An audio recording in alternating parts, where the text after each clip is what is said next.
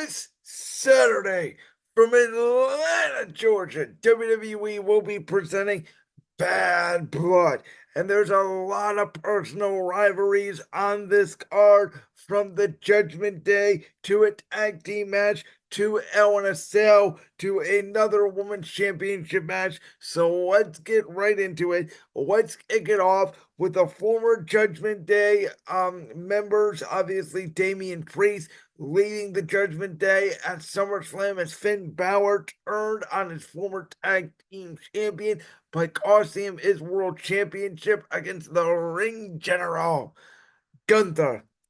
We have Finn Balor against Damian Priest. Now, we know that Finn Balor was not an original Judgment Day member, right? It was the Rated R Superstar Edge. It was the Eradicator Rhea Ripley. And it was the guy who we would know as El Champion, Damian Priest. And then Finn Balor would come into the scene. Eventually, Dominic Mysterio would come into the scene at Clash of the Castle.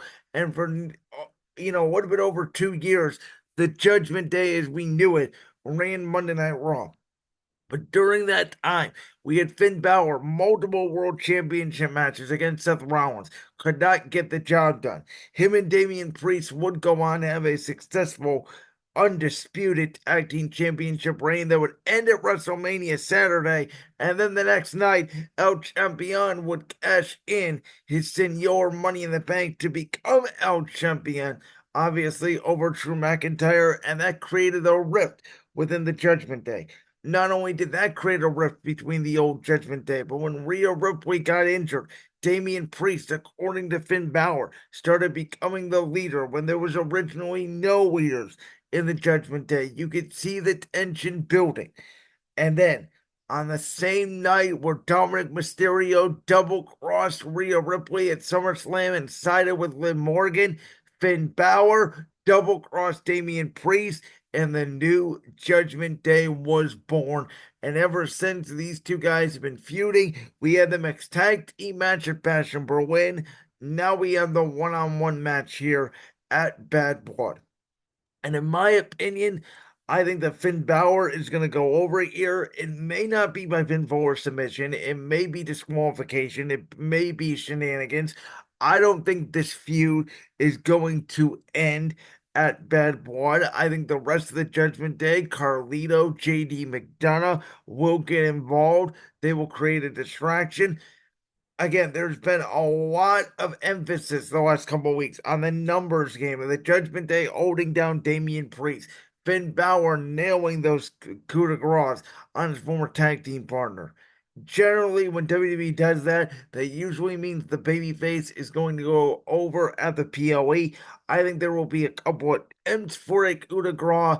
Priest wound up getting out of the way. He will hit a South of Evan chokeslam. There will be a distraction of sorts by the Judgment Day, which will allow Finn Balor to hit Damian Priest with maybe like one of the World Tag Team Championship belts, climb the top rope, hit the coup de grace, steal a victory, or again, they just do a DQ countout finish. I think this will be a very emotional match for Priest. They could even do a scenario where Priest just keeps beating down Balor in the corner and it ends up being a disqualification that way because Priest is so mad at Finn Balor. Carlito could spin his face with an apple and Priest goes off the deep end. There's a lot of different ways to do it, but I think these two, they used to wrestle way back when they first came on the main roster. We haven't obviously seen them go one-on-one in a long time. This will be a very good match. Let's get to the other Judgment Day match where Dirty Dom will be hanging above a shark cage as Rhea Ripley defends her Women's World Championship, or excuse me, Liv Morgan, I'm sorry, defends the Women's World Championship against the Eradicator, Rhea Ripley. Rhea Ripley looking to get back the championship that she never actually lost, though she did technically lose at SummerSlam, like we said. But now, in theory, right? Dominic Mysterio in the shark cage. Rhea can get her hands on Liv Morgan finally one-on-one. I think this will be another scenario where, again, the entire Judgment Day will come down. Maybe there's a situation where Dominic Mysterio gets freed from the cage. Maybe there's a situation where Dom, potentially spits on Rhea Ripley from on top of the cage, gets her so pissed off, she pulls Dominic Mysterio down somehow from the cage. There's going to be some distraction here by Dom, I think, and the rest of the Judgment Day that will lead to an oblivion, Liv Morgan retaining the Women's World Championship. So I do think Judgment Day shenanigans are going to be all over this card. I think both the Judgment Day members are going to win their matches. But I will say this, just like Finn Balor and Damian Priest, I do not think the Liv Morgan Rhea Ripley story is completely over. I think in this situation, it may be over for now. Liv Morgan may move on to different competitors, maybe Elvira Valkyria, somebody else in that women's division. But I think it is plausible Rhea Ripley could win the Royal Rumble and get her revenge on Liv Morgan by winning the Women's World Championship at WrestleMania 41 and this year-long feud that started out obviously the night after WrestleMania 40. And really before that, because Rhea Ripley had injured Liv Morgan's arm in the summer of July 2023, extends all the way to WrestleMania with a little bit of a break in between them. Now, Nia Jax and Bayley, this is a rematch from SummerSlam. Obviously, there's a lot of bad blood on the side of Bayley. She wants her Women's Championship back. I thought it was interesting the way that WWE set this match up, which was a tag team match, if you recall, on the first episode of SmackDown on the USA Network, where you had Bayley and Naomi against Nia Jax and Tiffany Stratton. If Bayley and Naomi won, the person that got the pinfall would get the championship match. And if Tiffany and Nia won, the person that got pinned would have to leave the SmackDown brand. It ends up being that Bayley and Naomi both in Nia Jax. Therefore, a match has to be set up between Bayley and Naomi, where Bayley would win the match to get this championship rematch. And it's very interesting because we've seen the tension. We've seen Tiffany Stratton potentially try to cash in the woman's Money in the Bank and make it iffy time on Nia Jax, during that street fight with Michin a couple weeks ago on SmackDown. So there's a lot of play here. There's potentially a couple of heel turns and a face turn here. You could have a Naomi heel turn. You could have a Tiffany Stratton face turn. You could have Tiffany Stratton cash in the woman's Money in the Bank on Nia Jax. What I think could happen is Tiffany Stratton comes down to the ring, attempts to cash in the Money in the Bank.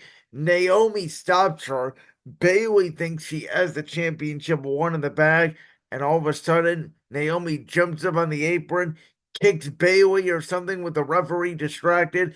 Nia Jax takes advantage, annihilator. We then move into a Bayley Naomi non-title feud, which would be interesting. One of the few rare non-title feuds outside of Michin and Chelsea Green right now in the women's division that has any significance.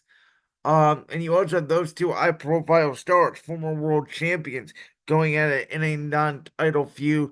Bayley the face, Naomi the heel. And then, of course, you have the potential, again, down the line of Tiffany Stratton turning on Nia Jax. I think in the end, Nia Jax will retain the Women's Championship, just like Liv Morgan is. There is no championship changes on this show.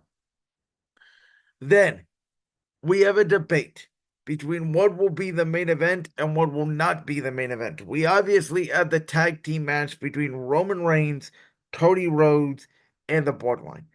You have the Hell in a Cell match between CM Punk and Drew McIntyre. And I understand Cody Rhodes is from Atlanta, Georgia. Roman Reigns obviously played football at Georgia Tech. There is that connection there.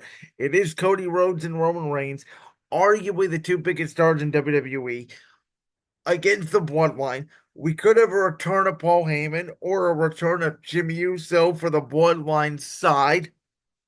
However, this CM Punk Drew McIntyre feud is so personal, and I do think this pay-per-view, Bad Blood, is being brought back for the first time in 20 years, and it is the 27-year anniversary to the day of the first ever Hell in a Cell match between CM between The Undertaker and Shawn Michaels, that I do think CM Punk and Drew McIntyre, which feud has gotten so personal to the point where the other wants to stuff another person in a box to end this feud. I do think that will main event. So let's get to the tag team match, which I think could very well start this show off.